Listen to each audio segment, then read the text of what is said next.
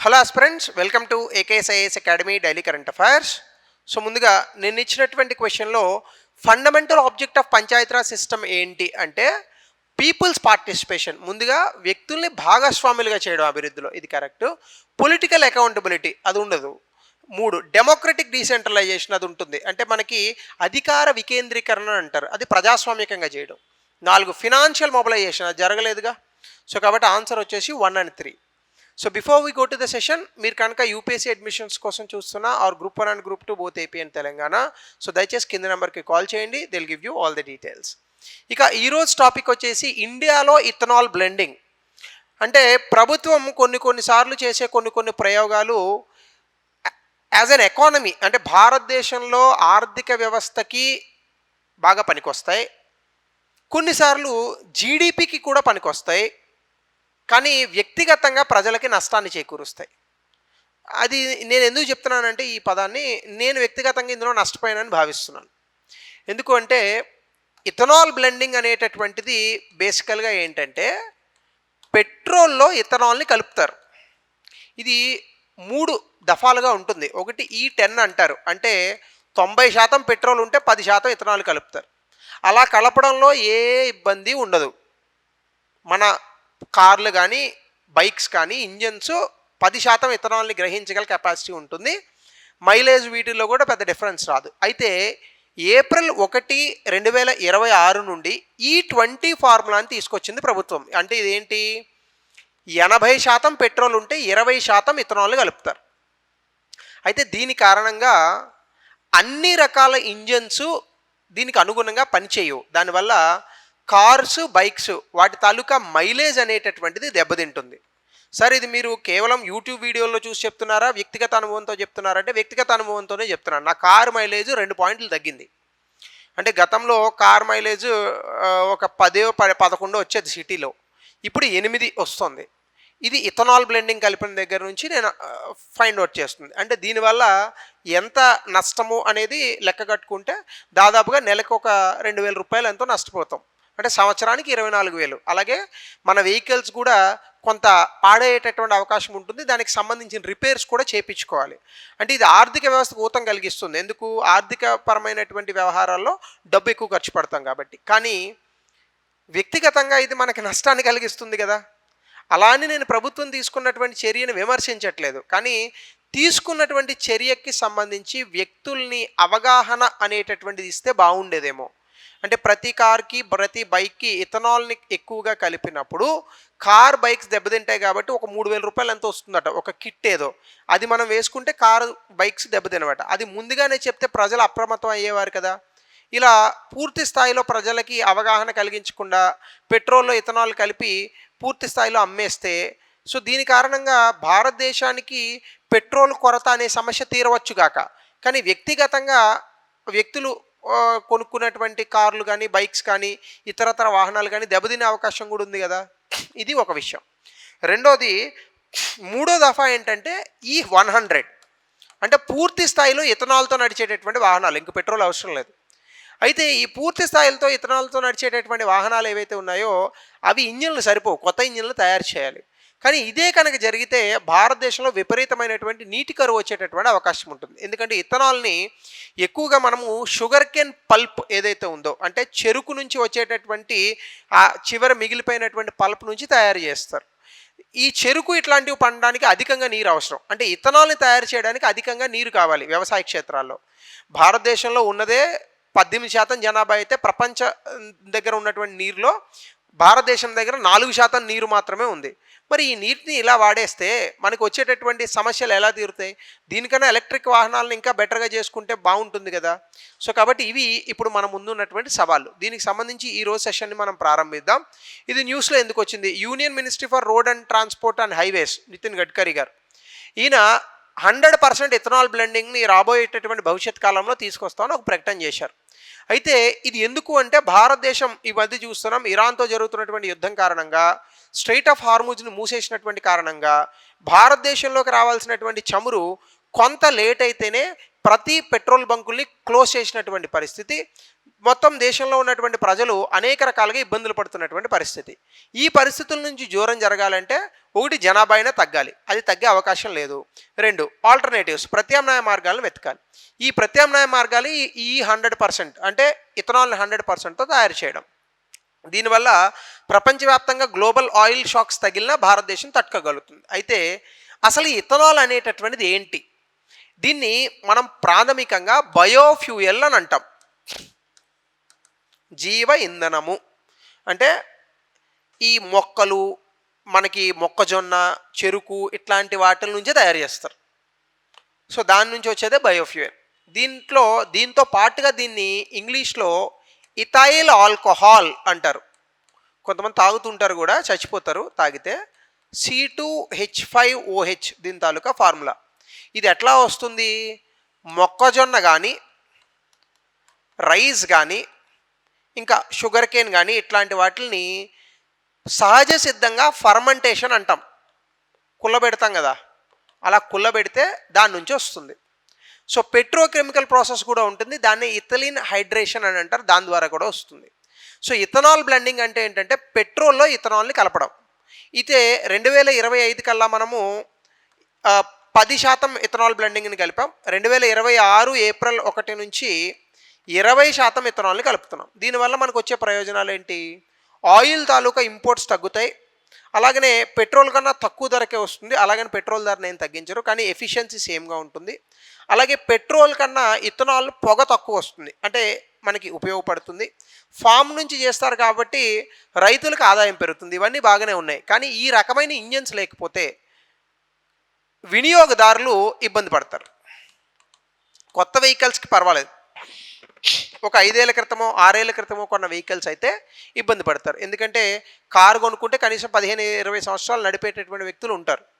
So వాళ్ళు కొంత ఇబ్బంది పడేటటువంటి అవకాశం ఉంది. అయితే దీనివల్ల అధికంగా భూమిని ఆదాయం ఇచ్చేటటువంటి పంటలు అంటే షుగర్ కేన్ లాంటి వాటి, కమర్షియల్ క్రాప్స్ అని అంటాం, వీటికి పోతారు. ఫుడ్ క్రాప్స్కి తగ్గుతుంది, అలాగే అధికంగా నీరు కావాల్సి వస్తుంది. సో ఇవన్నీ కూడా మనకు ఉన్నటువంటి నెగిటివ్స్. సో దీని ఆధారంగా చేసుకొని ఇథనాల్ అంటే ఇథైల్ ఆల్కహాల్, ఇది ఒక బయోఫ్యూయల్. ఇది ఫర్మెంటేషన్ ద్వారా వస్తుంది, పెట్రోకెమికల్ ప్రాసెస్, 2 పద్ధతులు. ఇండియాలో సోర్సెస్ ఏంటి?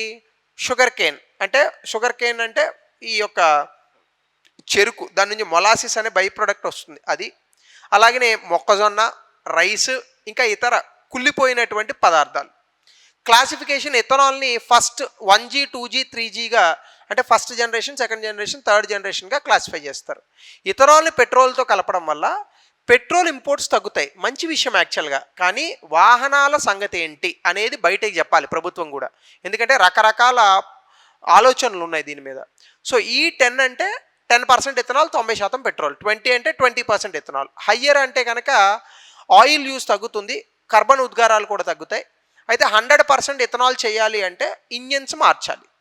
అయితే వెహికల్ కంపాటబిలిటీ కనుక మనం చూస్తే, వెహికల్ కంపాటబిలిటీ ఈ 10కి అయితే అన్ని వెహికల్స్ కంపాటబుల్గా ఉంటాయి. అంటే అన్ని రకాల వాహనాలకి 10% ఇథనాల్ కలిపితే వచ్చే సమస్య ఏమీ లేదు, గుడ్.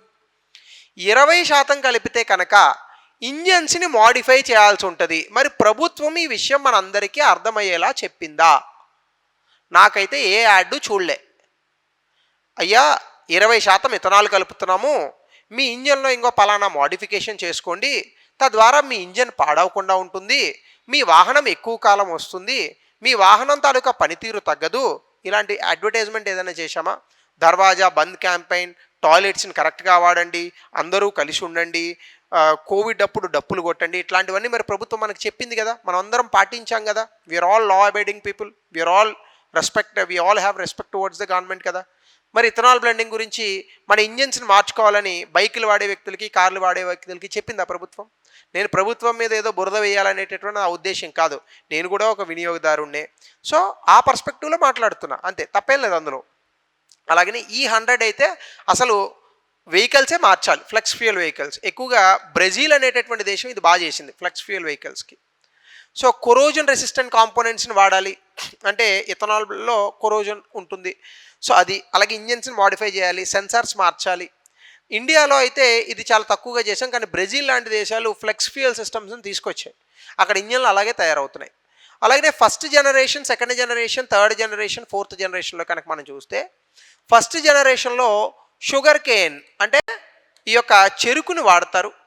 అలాగనే కార్న్ మొక్కజొన్న, వీట్ గోధుమ వీటిని వాడతారు. అయితే దీని కారణంగా మనకు వచ్చే నెగిటివ్స్ ఏంటి? ఆహార భద్రత దెబ్బతింటుంది. ఇవన్నీ మనకు వచ్చే ప్రాబ్లమ్స్. సెకండ్ జనరేషన్లో నాన్ ఎడిబుల్ బయోమాస్ అంటే ఏంటి? మనం తింటే అరగలేనటువంటివి ఉంటాయి కొన్ని. ఏంటది? అగ్రికల్చర్ రెసిడ్యూ అంటే గడ్డి ఇట్లాంటివి. ప్యాడీ స్టబుల్ అంటే ముఖ్యంగా మనము ఇది ఉంటుంది కదా, రైస్కి సంబంధించి వరి చేస్తే వరి కుప్పల తర్వాత గడ్డి వస్తుంది అది.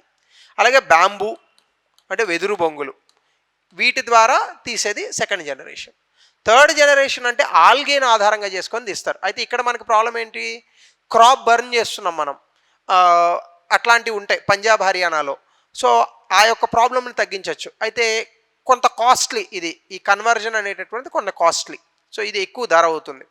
థర్డ్ జనరేషన్ ఆల్గేని ఆధారంగా చేసుకొని చేస్తారు. ఇది ఎక్కువ ఈల్డ్ ఉంటుంది. కాకపోతే దీని కారణంగా మనకు ఒక బెనిఫిట్ వచ్చేది ఏంటంటే ఫ్రెష్ వాటర్ ల్యాండ్ యూజ్ లేదు.